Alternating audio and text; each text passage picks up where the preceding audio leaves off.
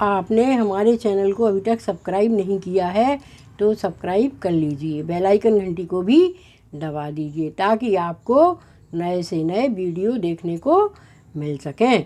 आज मैं आपको यमराज के लिए दीपक किस तरह रखना चाहिए वो बता रही हूँ। मैं कोई पंडित नहीं हूँ, मैंने तो जो अपनी दादी और माँ के द्वारा पूजा देखी है उसी पूजा को मैं बता रही हूँ। धनतेरस के दिन हमें गोबर से लीप लेना चाहिए और धनतेरस के दिन तो हमें एक दीपक मट्टी का, जब 5 दीपक जलाते हैं ना, उसमें से एक मट्टी के दीपक में हमें यमराज के लिए पूजा करना चाहिए। उस दिन हम अपने यमराज को देवता रूप में पूजते हैं।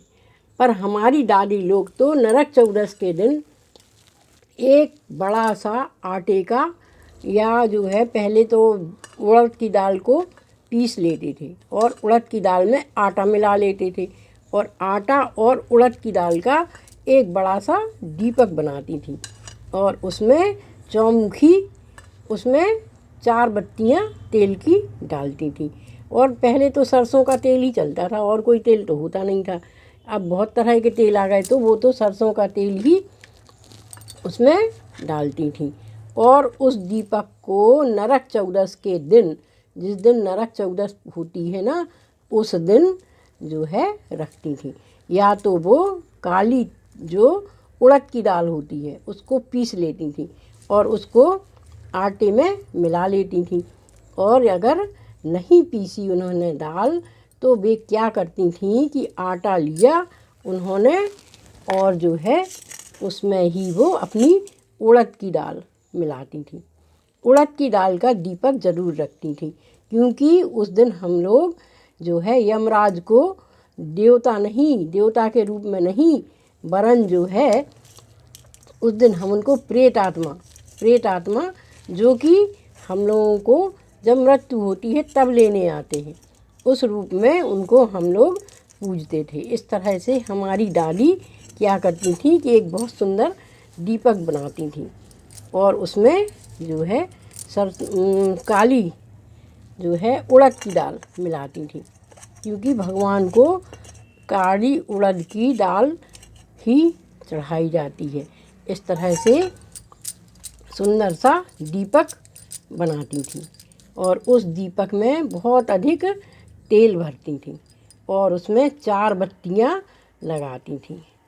4 बत्तियां लगा के और रात के समय जब हम जो है अपनी सब दीपक जलाते थे ना, पहले तो क्या है कि धनतेरस से ही दीपावली मान लेते थे और कोई घी के कोई तेल के 5 दिए तो नित्य ही भगवान को जलाते थे। और हमें भी धनतेरस से देवउठान एकादशी तक तो 5 दिए भगवान को ज़रूर ही जलाना चाहिए क्योंकि धनतेरस से हमें छोटी दिवाली मान लेते हैं। इस तरह से बहुत ही सुंदर दीपक वो बनाती थी और उस दीपक को उसमें रखती थी। जो है जहाँ पे पहले लैट्रिन तो घर में नहीं होती थी, बाथरूम ही होते थे, जहाँ हम लोग नहाते थे तो वहाँ पर वो ले जाकर रखती थी। इस तरह से देखिए दीपक मैंने बना लिया है और इसको चौक पर रख दिया है। चौक पर रखने के बाद हम इसमें सरसों का तेल डाल देते हैं। इस तरह से हम इसमें सरसों का तेल डालते हैं और सरसों के तेल के बाद हम इसमें 4 बत्ती जो है जो मैंने पहले से ही तेल में डाल के रखी थी, उन 4 बत्तियों को हम इस तरह से चारों दिशाओं में डालकर और रात में नरक चौदस के दिन जलाकर और अपने जहाँ हम लोग नहाते थे वहीं रख देते हैं।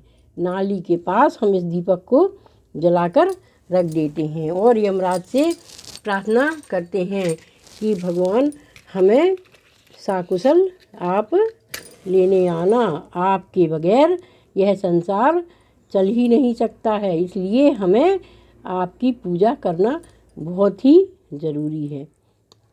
इस तरह से आप बनाइए और चौमुखी दिया जलाइए। तेल तो आप जो भी चाहें वो डाल दीजिए। हम लोगों के समय में तो सिर्फ सरसों का ही तेल डाला जाता था, क्योंकि और कोई तेल था ही नहीं। या तो आता था तिली का तेल या फिर सरसों का तेल, और जो है दो ही तेल हम लोगों के समय में, प्राचीन समय में दो ही तेल चलते थे। तो हम लोग इस तरह से दीपक जलाकर उसमें जो है रोरी चारों तरफ इस तरह से रोरी लगा देते थे और पुष्प अक्षत उसमें हम चढ़ाते थे। हम ना इसमें कौड़ी डालते थे ना पैसा डालते थे। हमारी दादी तो इस तरह से ही यमराज के लिए दीपक बनाती थी, आटे और काली उड़द की दाल के और सरसों का तेल डालकर उसमें चार तरह से बत्ती जलाकर और अपनी नहानी माने जहाँ नाली होती थी वहीं पर रख देते थे। वो भी नरक चौदस के दिन। धनतेरस के दिन तो हम लोग जैसे सब देवताओं को पूजते हैं वैसे ही यमराज को भी पूजते हैं, लेकिन नरक चौदस के दिन इस तरह से बनाकर हमारी दादी रखती थी और हम भी रखते हैं और आप भी रखिए। इससे हमारे यम देवता प्रसन्न होते हैं।